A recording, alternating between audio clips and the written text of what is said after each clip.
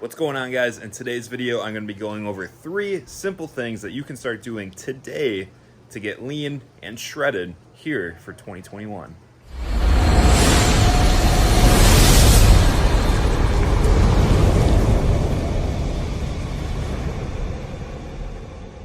Alright guys, welcome to the video. My name is Andrew, I'm an online fitness coach, and like I said, today I'm going to be going over 3 tips, very simple, that you guys can start implementing to start getting leaner.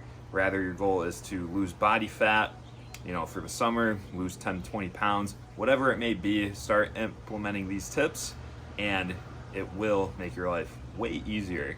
So tip number 1, be flexible. What do I mean by that? So when I take on clients, guys, I always tell them to follow a 90-10 rule. Now, what does that mean? I am a big believer in not restricting a lot of foods.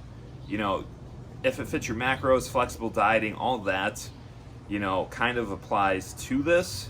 So what I suggest for clients, again, I don't suggest having them eat whatever they want, like a full if it fits your macros approach, like eat, Pop-Tarts every morning and Eggo waffles and, all these different things.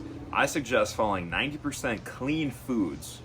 Now, what defines clean? Clean meaning, unprocessed, good nutrient-dense whole foods. I always like saying this: if you can kill it or you can grow it, you should probably eat it. Now, I know there's a lot of different things out there, right? I am not a vegetarian, or I am not vegan by any means or anything like that. If you are, follow those protocols for you. But for the everyday person who doesn't have a lot of food restrictions, eating your good animal-based proteins, salmon, whole eggs, ground beef, lean ground beef, chicken, tuna, those good meats, bison, really good whole foods. For carbohydrates, jasmine rice, white rice. I program a lot of white rice, jasmine rice into my programs for my clients, just because it is very easy to digest. Brown rice, big myth, like a lot of people think it's better for you, but if you're eating a lot of rice, guys, it is sometimes harder to digest, but that's a whole different video.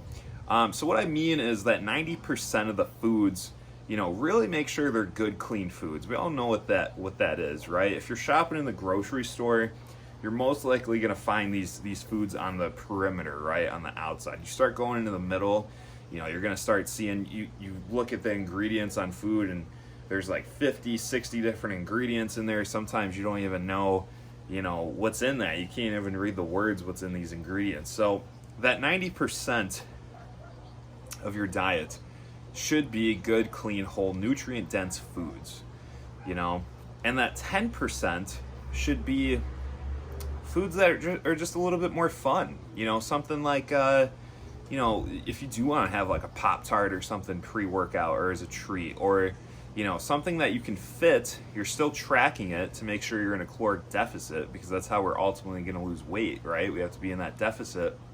But something that you can fit into your nutrition calculator, like MyFitnessPal, that it's not whole food, nutrient dense food, but it's something you enjoy, and it's something you can put in there a couple times a week. Rather, that's a Halo Top ice cream, or like I said, like a Pop-Tart, or the list goes on, but there's definitely a lot of options in there. And as long as you guys are just having that, maybe 1 to 2 times a week, I'm telling you, it's going to keep you going in your process here, instead of just eating bland. People think to lose weight you have to do what they did like 40 years ago, boiled chicken breast, not seasoning anything at all. You can't have sodium, you can't have this, you can't have that. And I'm here to tell you guys that's not true anymore. So much has come out in recent years, and people are proving again and again, how you don't have to follow these strict diets to still see the results that you want to see, right? So that's rule number 1. 90% clean, 10% fun. Follow that, and then you're not gonna want to binge when your dieting phase is over. right? Because you've been implementing these foods that you like, very very small, that 10%, right?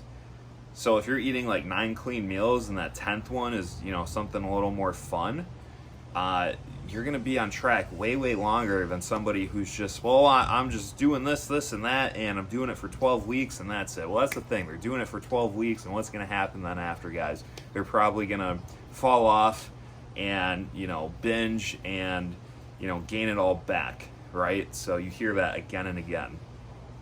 All right, so tip number two. Tip number two is going to be to rotate some of these foods that you are having as well. So what I mean by rotating means, say if you have a meal plan that you're following, and I always tell my clients this too, I will structure that meal plan, right, of like my good suggestions, like that 90% food that I like, those good whole clean foods. But I always tell them, use that as a guide. Just have some structure in your diet. Base a lot of your foods off that. But again, if I have in that meal plan, that meal 2 is blueberries, don't think you just have to eat blueberries every single day for that second meal. Swap it out. Do strawberries. Do fruits you like, pineapple, kiwis, red, raspberries. The list goes on and on. And again, fruit is not the enemy. Fructose is not the enemy here, guys. But anyways, just rotate your foods. Rotate out your proteins. I always like to give my clients a food list and then just have them, pick different foods, but they don't have to eat the same thing every day. That gets kind of boring. Some people can do that every single day, eating the same things, but for most people, they want to have some good variety, right? They want to find good things that are going to keep them going, and, every day is just a tiny bit different. It doesn't have to be completely new, but just so it's a little bit different every single day. So that is tip number 2. Just start rotating some things, and that way too you're going to get more effective in actually tracking your food. And not only that, you're going to start just looking at more different labels and foods, and you're just going to get more educated, right? Because it's a lifestyle. You don't just do it for 3 months and like you're done. You're never going to do it again. You're tracking food and calories, and knowing this is, something they should teach you in school, but they don't, so that's why so many people are lost. You wouldn't believe how many people I've coached, and they're like, well, what's a carb? Is this a carb? And they're pointing at, almonds or something like that. Is that a carb? So, get more educated and just start, having fun with it. Rotate foods. You know what's right from wrong. I'm not telling you to swap out your chicken breast for a slice of pizza or anything like that, but just start rotating. So tip number 3, and this one doesn't have to pertain to food, but this one is sleep. Sleep, guys. When you sleep and you're getting enough sleep, it is going to make your fat loss and your journey to lose weight and retain your muscles so much easier. So much easier. Sleep is so overlooked, and I tell my clients, I check in with them, I send them a check-in sheet every week, and I ask them how much sleep they're getting. Because if they're only getting 3 to 5 hours of sleep and they're not losing weight, that's a clear indicator of something right there. They're not recovering, they're probably stressed, and they're following the diet, but they're not losing weight. Sleep is so beneficial for so many different things. And I always recommend, when you are trying to lose weight, you're trying to lose body fat, you're trying to hold on to as much muscle as possible, right? Try to get 8 to 9 hours of sleep each night. Now, I know that's hard for some people, but try to implement a nighttime routine, right? Try to, get off your electronics. This is something that I do personally. Try to get off your electronics an hour before bed, right? So I try to get into bed at 10 o'clock, because I wake up at around 6 every morning. So again, I like my 8 hours right there.